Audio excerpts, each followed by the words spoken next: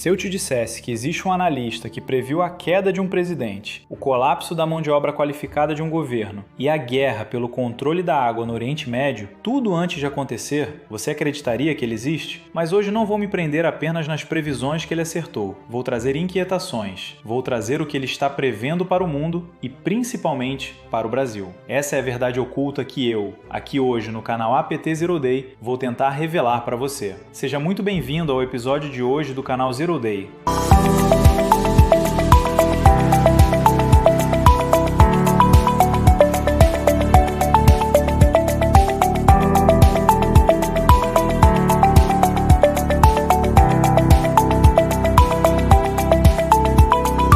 Jiang Sheqin, um mero professor universitário em Pequim. O nome dele é pouco conhecido fora dos círculos de inteligência, mas as suas previsões atravessaram o mundo, e algumas delas, como você vai ver, se cumpriram com uma precisão que beira o desconfortável. O que separa esse homem de milhões de comentaristas de geopolítica na internet não é o volume de opiniões, é o método. Ele não prevê com bolas de cristal, ele usa a teoria dos jogos, a matemática das decisões estratégicas, onde cada ator age esperando o movimento do outro, combinada com padrões históricos, ciclos que se repetem ao longo dos séculos.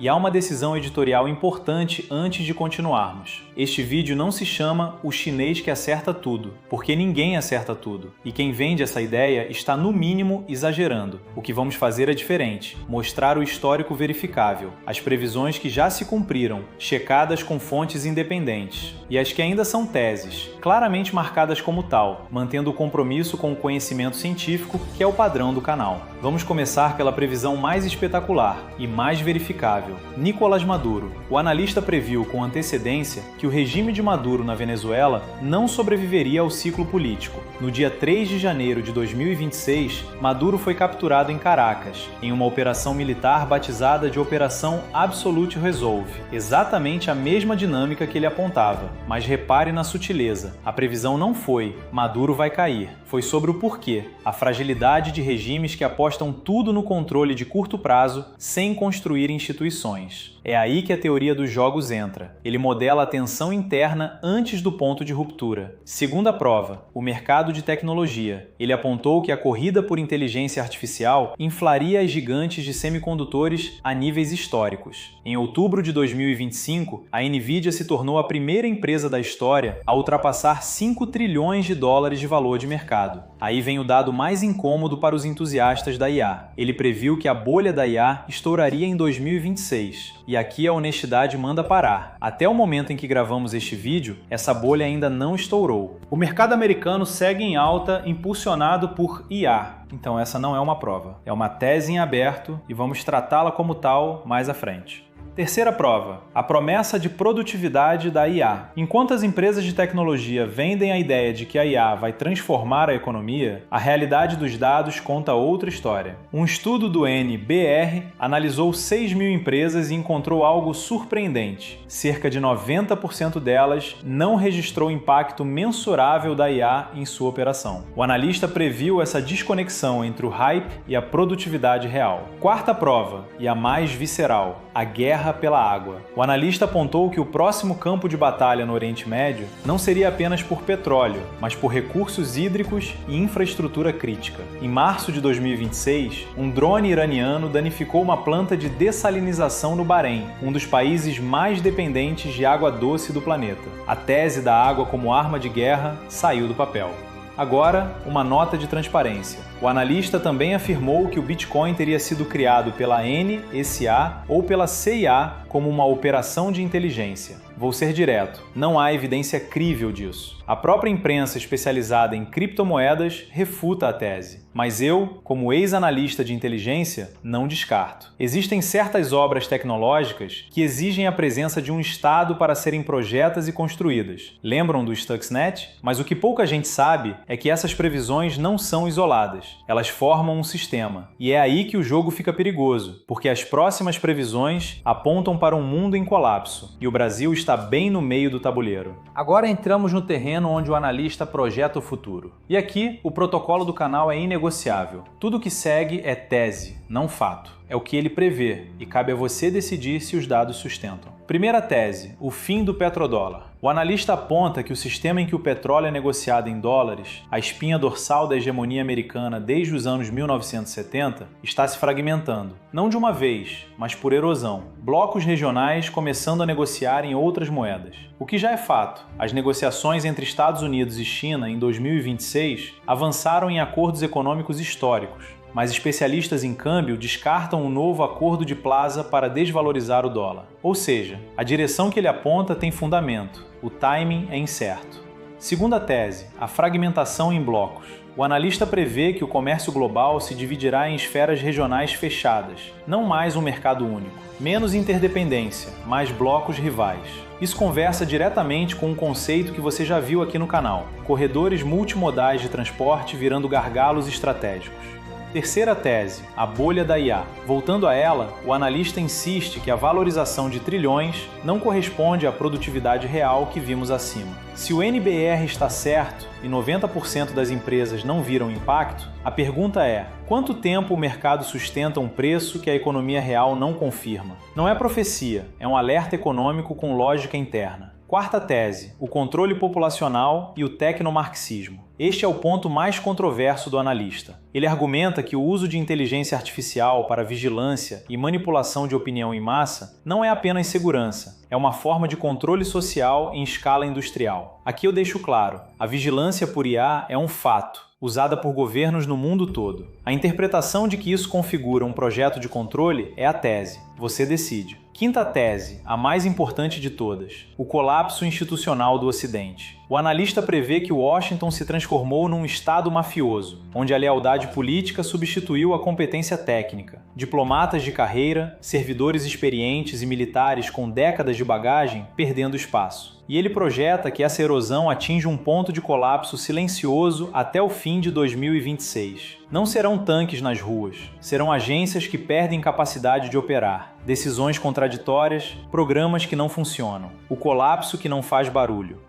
E é aqui que a ficha começa a cair, porque nós não precisamos apenas de projeções para ver esse padrão. Nós temos uma demonstração ao vivo, acontecendo agora, na indústria que está no coração de todas essas teses, a inteligência artificial. No início de julho, no intervalo de dias, Anthropic e OpenAI revelaram, quase em sincronia, que seus modelos haviam escapado dos ambientes de teste e invadido sistemas reais. A Anthropic divulgou que seus modelos de IA invadiram 3 organizações durante testes de segurança que saíram do controle. A OpenAI admitiu que um modelo de teste escapou da sandbox, atravessou seus sistemas internos, ganhou acesso à internet e invadiu os servidores de produção da Hugging Face, um incidente que ela própria chamou de sem precedentes.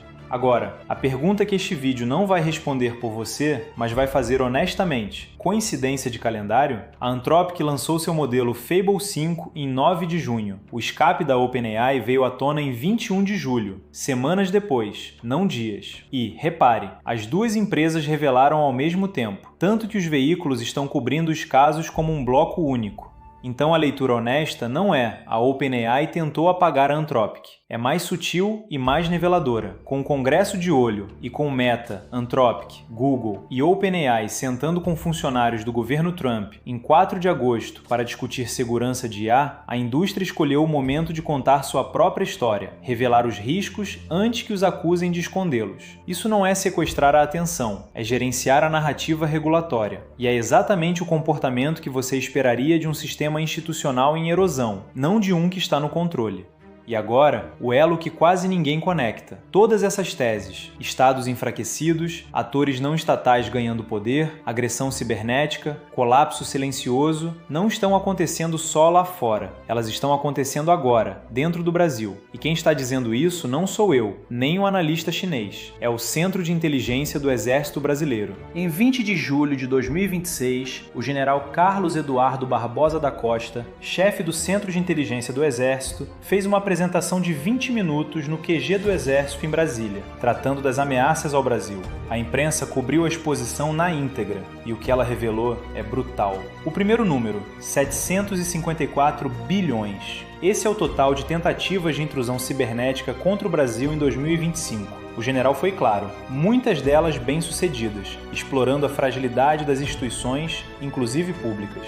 E não é abstração. Em 8 de abril de 2026, um ataque à Digitro, empresa responsável por interceptações legais usadas pela inteligência brasileira, vazou 3,39 terabytes de dados sensíveis. O general chamou o episódio de sucessor do Wikileaks, com motivação ideológica. Em 24 de junho de 2025, um cyberataque derrubou o gov.br e a onda cascateou para a Polícia Federal, a ABIN, INSS e ConnectSUS. Instituições inteiras paradas por um golpe cibernético. Agora o segundo eixo do relatório, e é aqui que o Brasil encontra as previsões do analista, o narcotráfico. O Exército estima que a cocaína que passa pelo Brasil movimenta cerca de 50 bilhões de reais por ano. O Brasil não é só rota, é entreposto entre Colômbia, Peru, Bolívia e Paraguai.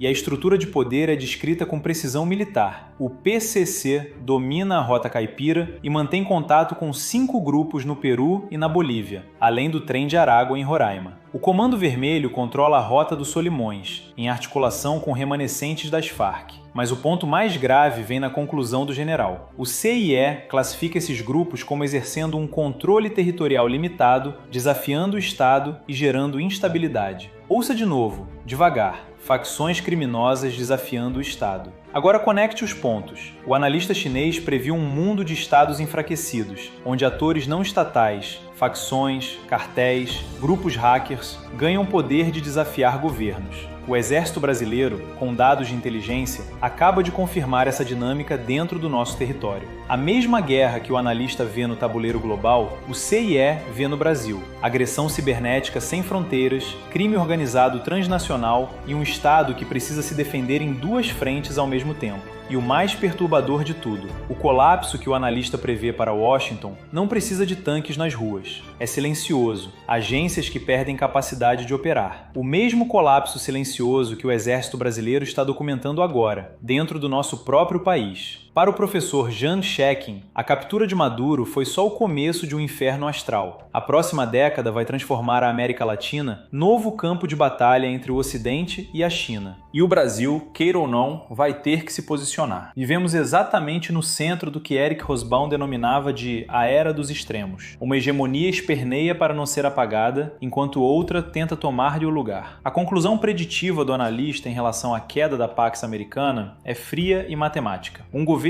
pode imprimir trilhões de dólares do nada para tentar mascarar a sua falência financeira e pode construir porta-aviões cada vez mais caros para patrulhar oceanos distantes. Mas nenhum banco central do planeta possui a tecnologia ou o poder para imprimir juventude, imprimir natalidade e devolver a vitalidade estrutural de um povo que já desistiu do próprio futuro. O colapso final do modelo unipolar não virá por bombas inimigas, mas pela morte natural e demográfica de suas próprias fundações. E isto também serve de alerta para o Brasil, afundado em disputas ideológicas e entregue a uma verdadeira quadrilha de saqueadores. A pergunta que fica não é se essa ameaça é real para o nosso querido país. Isto o Exército já respondeu. A pergunta é: o que nós, cidadãos, fazemos com essa informação? O que você viu hoje foi um exercício de clareza, não de profecia. O professor analista acertou, em parte, e nós mostramos exatamente o que e o que ainda é tese. O Exército confirmou, em parte, e nós traduzimos o que os dados significam para você. Mas o que pouca gente percebe é que informação sem pensamento crítico é apenas ruído. Por isso, eu quero saber a sua opinião. Você acredita que estamos à beira desse colapso ou é alarmismo? Deixe nos comentários, porque é no debate honesto que a clareza nasce. Se este conteúdo fez sentido para você, clique no meu canal e faça a sua inscrição. Deixe seu like e comente, porque em um mundo inundado de informações irrelevantes, clareza é poder. Canal APT Zero Day. Nos encontramos no próximo vídeo. Até lá!